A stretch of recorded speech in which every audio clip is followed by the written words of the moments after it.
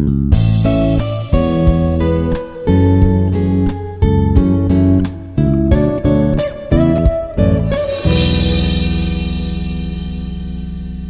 everyone, this is Srikanth, Assistant Professor of Data Science Department. In this session, I am going to cover the Vogels Approximation method and also one problem on this method. So, after completing this, we can apply the optimization techniques for getting the initial feasible solutions and move towards the optimality in transportation problems, which includes unbalanced and maximization cases. Now we are taking the example F4 factories which are delivering sugar to the different markets, and the corresponding the transportation costs which are given in the table, and the table which is given here, which is here each factory which is going to produce factory A 10 tons, factory B 8 tons, factory C 5 tons, factory D 6 tons of sugar. The sugar has demand in 3 markets. The demand of market X is 7 tons and that of market Y is 12 tons and demand of market Z is 4 tons. So the transportation cost which is given, and here in this method we use the concept of opportunity cost.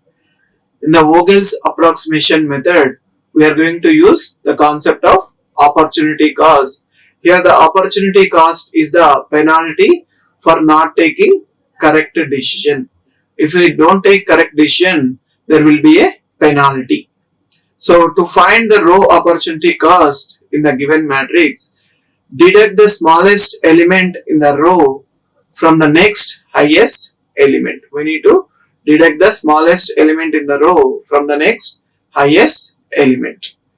And similarity, to calculate the column opportunity cost, deduct the smallest element in the column from the next highest element. So now we need to write row opportunity costs of each row just by the side of availability constraint. We are going to write availability constraints, and similarly we need to write column opportunity cost of each column just below the requirement constraint. We need to satisfy both the availability constraints and requirement constraints. These are known as penalty column and penalty row. Now the rationale in deducting the smallest element from the next highest element is how we need to rationalize the deducting the smallest element from the next highest element. Now let us say the smallest element is 3 and the next highest element is 6. Now we need to transport 1 unit through the cell having cost 3. So whenever we are having less cost in that particular row, we need to transport that particular goods from that cell. And the cost of the transportation per unit will be 3 rupees. And instead we go through the cell each having 6 rupees. Then the cost of the transportation will be 6 rupees per unit. That is not correct decision. So we are spending 3 rupees more extra. This is the penalty for not taking correct decision and hence the opportunity cost. So now this is the lowest opportunity cost in that particular row or column, as we are deducting the smallest element from the next highest element. So wherever we have done this penalty, so we are going to deduct the smallest element from the next highest element. Write row opportunity cost and column opportunity cost as described above. We need to write row opportunity cost as well as column opportunity cost as described in the previous point. So we need to identify the highest opportunity cost among all the opportunity costs and write a tick mark at that particular element. We need to write a tick mark in the particular element. And now if there are two or more of the opportunity costs which of same magnitude, which we are having the same opportunity cost, then we need to select any one of them in order to break the tie. So when we got the same magnitude for the opportunity cost, then we need to break that is called a tie. So we need to break the tie. So for that we need to select any one of them. While doing so, see that both availability constraint and requirement constraint are simultaneously satisfied. If this happens, we may not get basic feasible solution, that is solution with m plus n minus 1 allocations. So whenever we get with m plus n minus 1 allocations, then it is called a basic feasible solution. But in some cases we may not get this basic feasible solution. As far as possible, see that both are not satisfied simultaneously. So we need to check as far as possible, we need to check both are not satisfied in the same case. In case if it is inevitable, we need to proceed with the allocations. That is, we need to satisfy availability constraint and requirement constraint, and we need to these two should be simultaneously satisfied. That we need to continue for our allocations. And we may not get a solution with m plus n minus 1 allocations. For this, we can allocate a small element epsilon to any one of the empty cells. So we need to allocate a small element epsilon to any one of the empty cells. And this situation in the transportation problem is known as degeneracy. So whenever we have got less allocations other than m plus n minus 1, then we need to add a smallest element epsilon. And this situation is called degeneracy. And in transportation matrix, all the cells which have allocation are known as loaded cells, and those which have no allocation are known as empty cells. And this is our problem. So here whatever the corner values are the transportation values, and here are our normal allocations which we have given. So with the least cost method. Now we need to go with this Vogels approximation method. With this, how we are going to proceed, let us see step by step. So here, these are the only we are writing the transportation costs and availability constraints and requirement constraints. These are the 10, 8, 5, 6 are our availability constraints. These are the requirement constraints for the markets 7, 12, 5, 5.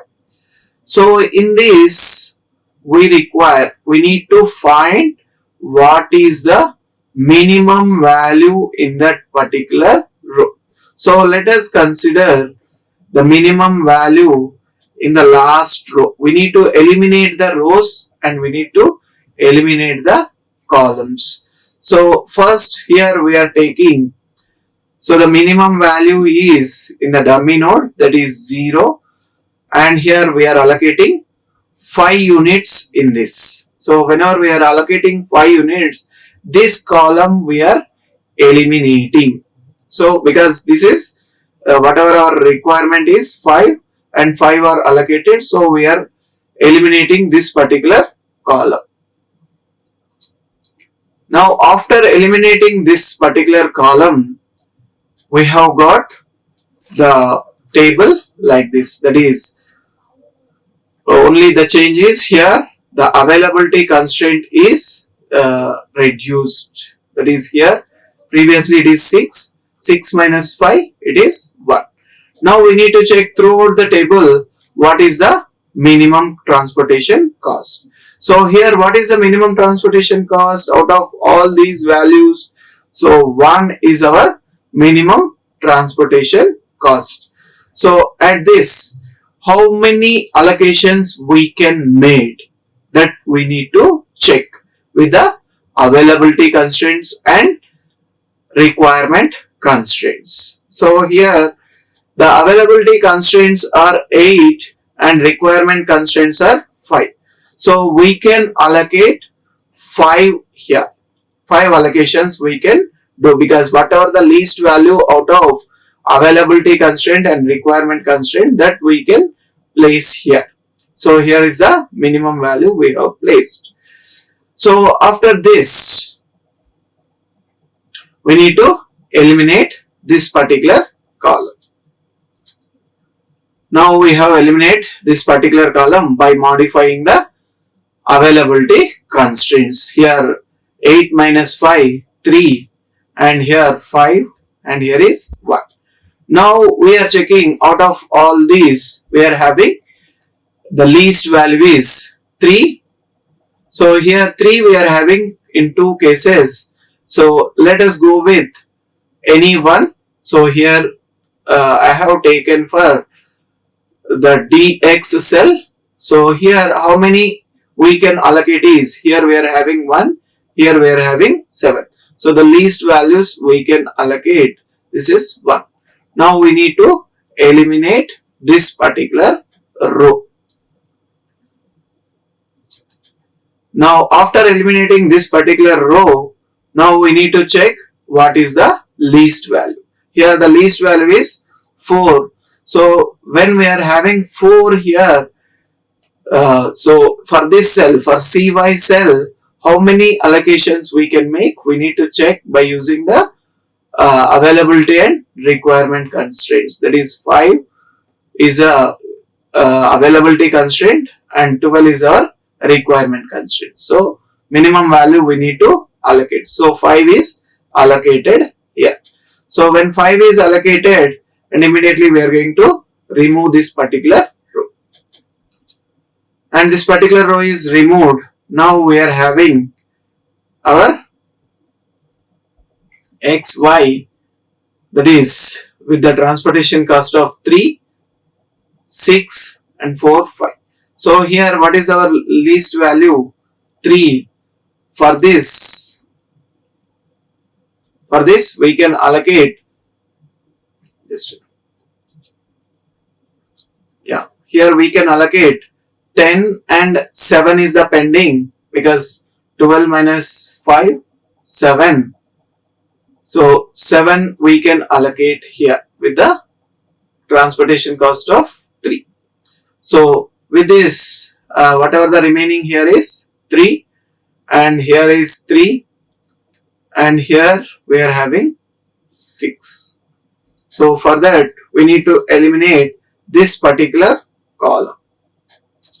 Now after eliminating this particular column, we are going to check what is the least cost. Here 3, 4 and 5 are the least cost, but here we are having 3 is requirement availability and 3 availability. Here the requirement is 6. So we must allocate these 3 allocations, 3 plus 3. It is compulsory. So we need to allocate these 3 values. So now with this, consider the matrix 1 showing the cost of transportation and availability and requirement constraints. In the first row of matrix, lowest cost is 0. We have eliminated row wise and column wise whatever the value which we are having the least value.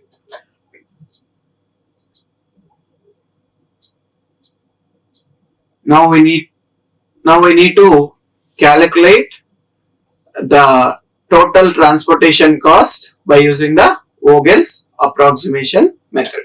Here from A to X 3 and from A to Y 7, from B to X 3 and B to Z 5, C to Y 5 and D to X 1 and D to dummy 5. So by taking the transportation cost into consideration, we have got the total transportation cost as 76. Whereas we have got with the northwest corner method, that is 101.